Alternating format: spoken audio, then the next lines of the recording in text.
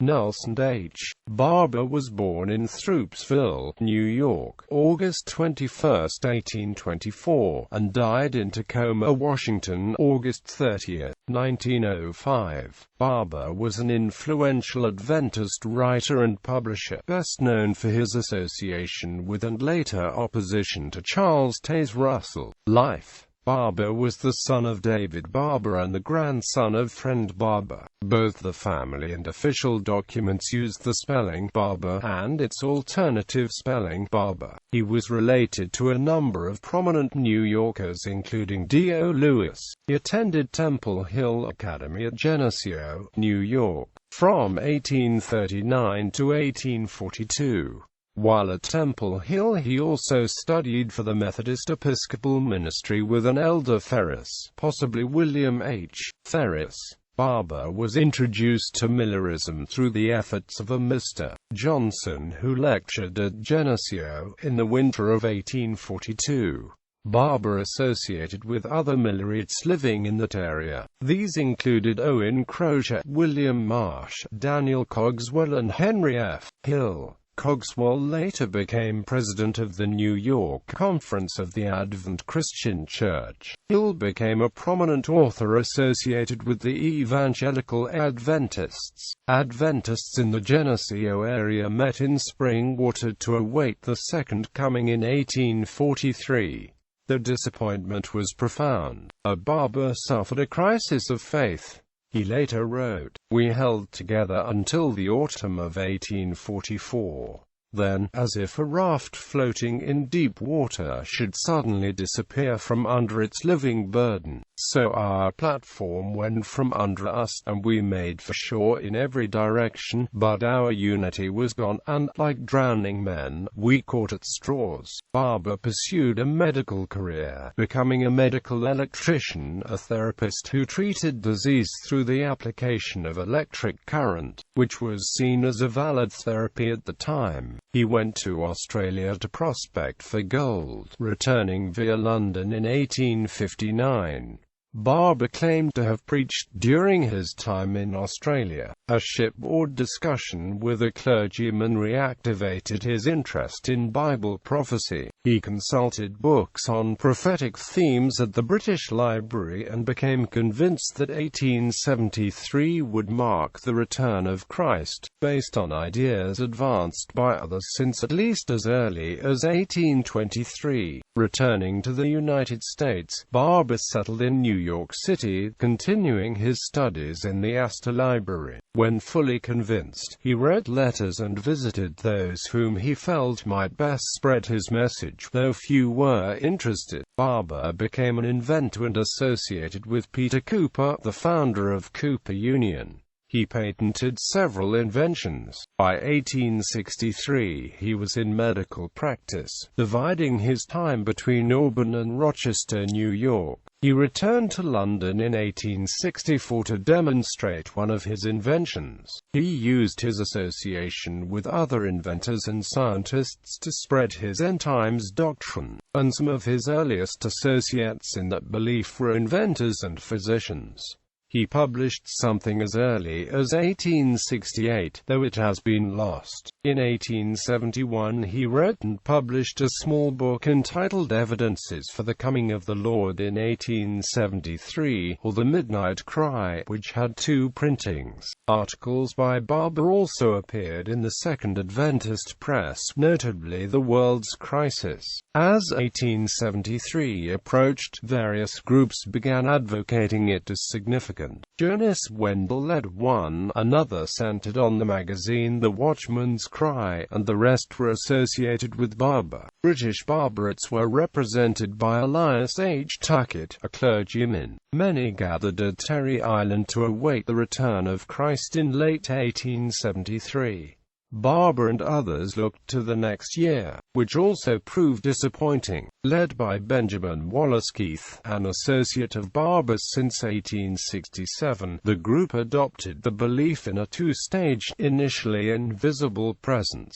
They believed that Christ had indeed come in 1874 and would soon become visible for judgments. Barbour started a magazine in the fall of 1873 to promote his views, calling it The Midnight Cry. It was first issued as a pamphlet, with no apparent expectation of becoming a periodical. He quickly changed the name to Herald of the Morning, issuing it monthly from January 1874. In December 1875, Charles Taze Russell, then a businessman from Allegheny, received a copy of Herald of the Morning. He met the principals in the Barbourite movement and arranged for Barbour to speak in Philadelphia in 1876. Barbour and Russell began their association, during which Barbour wrote the book Three Worlds and published a small booklet by Russell entitled Object and Manner of Our Lord's Return. Beginning in 1878, they each wrote conflicting views on ransom and atonement doctrine. By May 3, 1879, Russell wrote that their points of variance seemed to meet to be so fundamental and important that, I feel that our relationship should cease. In a May 22, 1879 letter to Barbour, Russell explicitly resigned. Now I leave the Herald with you. I withdraw entirely from it, asking nothing from you.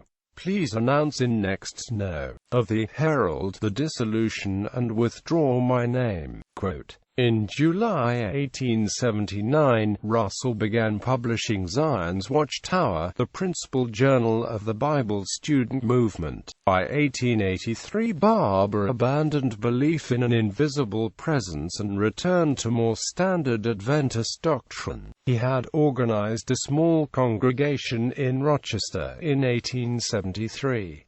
At least by that year he left Adventism for Age to Come Faith, a form of British literalism. He changed the name of the congregation to Church of the Strangers. In later years the congregation associated with Mark Allen's Church of the Blessed Hope and called themselves Restitutionists. A photo of Nelson Barbour appeared in the Rochester Union and Advertiser in October 1895. Barbour intermittently published Herald of the Morning until at least 1903, occasionally issuing statements critical of C.T.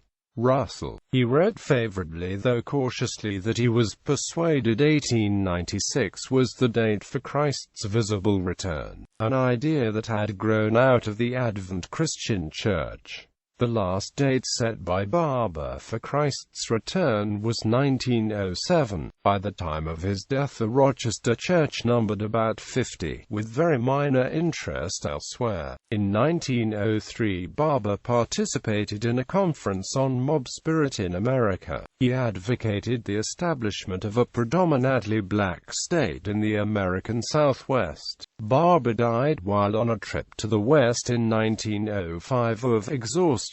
After his death some of his articles from the Herald of the Morning were collected and published in book form as Washed in His Blood. Biography. The Rochester Union and Advertiser for October 5, 1895, page 12, offers the following information on Nelson Barbour. Nelson H. Barbour was born at Throopsville, 3 miles from Auburn, NY, in 1824.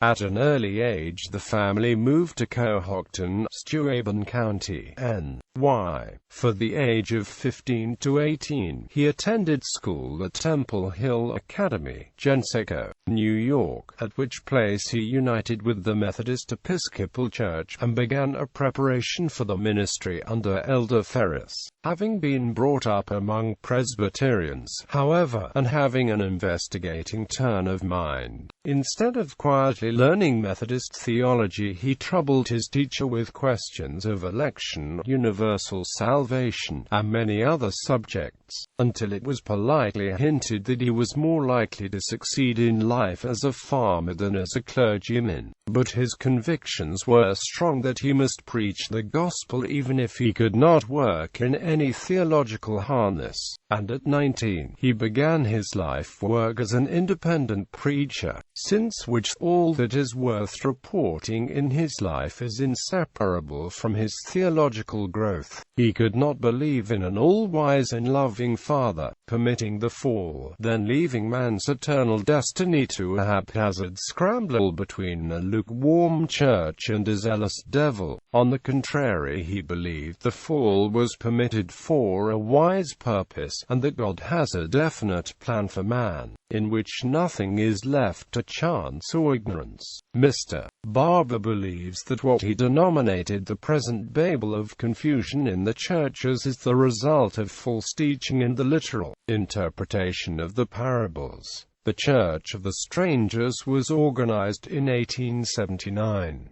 Mr. Barbour has preached in England, in several Australian colonies, in Canada, and many states of the Union. For the past 22 years he has published the Herald of the Morning in the city, claiming that in his call to preach, he conferred not with flesh and blood, nor was he called to convert the world, but independent of creed, to search from the truth as it is in Jesus, the second man Adam, believing that the restored faith is a precursor of the millennium and times of restitution of all things.